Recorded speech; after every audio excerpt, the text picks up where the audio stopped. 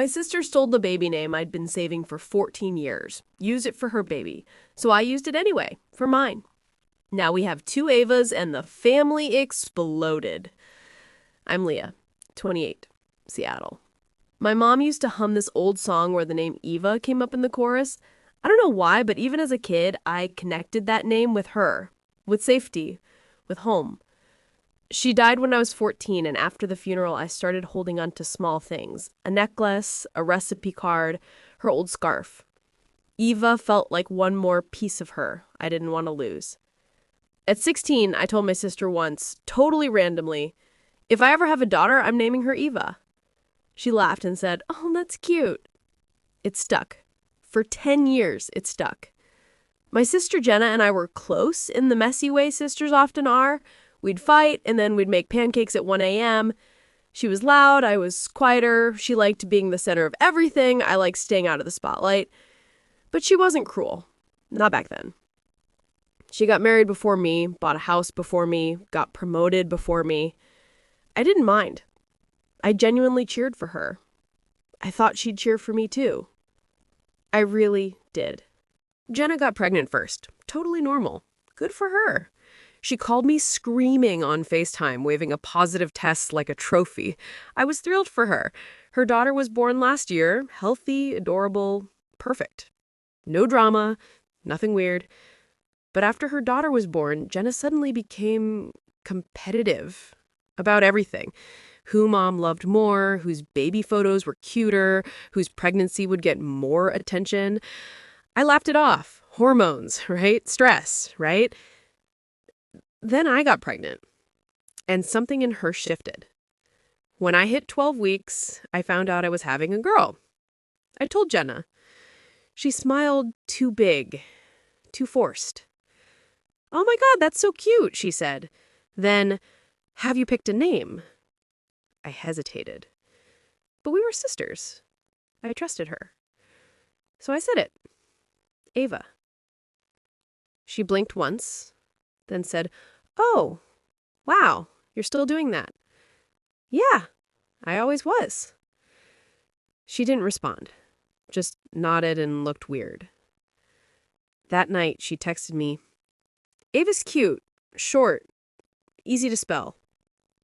I like it." Something in my stomach tightened. Not fear, just something. Jenna wasn't trying for another kid. She complained about money, sleep, life.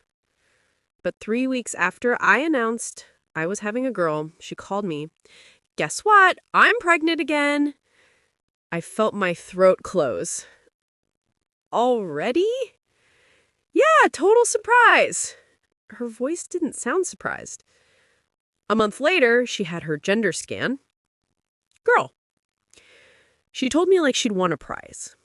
But when I asked, "Do you have names in mind?" she said, "We're keeping it private." For the first time in my life, I didn't believe her.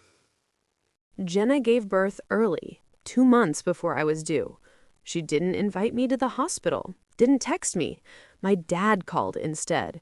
She had a girl, healthy, beautiful. I smiled. "What's her name?"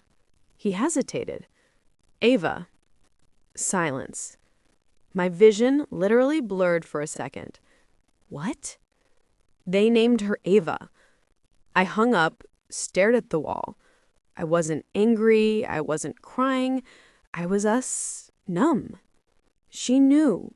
She knew exactly what she was doing, and she did it anyway. I didn't confront her yet. I wanted to see if she would admit it. Instead, she posted a long Instagram caption about how she always loved the name Eva. Right, sure. Then my cousin sent me screenshots from a group chat Jenna was in. Jenna wrote, "Jenna's having a girl. Want to piss her off? I'm taking the name Eva. She doesn't own it. Watch her freak out." Another message. "I told Tyler already. If it's a girl, Eva, I'm doing it." And the worst one. "If she wanted it so bad, she should have gotten pregnant earlier." I read them over and over. Not crying, not screaming, just done. 2 months later, I went into labor. When the nurse asked for the baby's name, I didn't hesitate. I said, Ava, not out of revenge, out of reclaiming something that belonged to me long before Jenna decided to turn motherhood into a competition. My daughter was soft, warm, perfect. Her name fit her instantly. The moment I held her, I knew. I did the right thing. A month later, Dad suggested a small Sunday dinner. I knew Jenna would be there. I knew she'd have her Eva with her. I came anyway. We sat at the table. 2 babies, 2 Evas, 2 mothers who barely looked at each other. Jenna finally snapped. So you really copied my baby's name? I set my fork down. I didn't copy anything. Jenna crossed her arms. Everyone thinks it's weird. I pulled out my phone, opened the screenshots, slid the phone across the table. Is this why you chose the name? Her eyes widened. Everyone leaned in. Dad's face collapsed. Aunt Marie literally gasped. Her husband whispered, Jen, what the hell?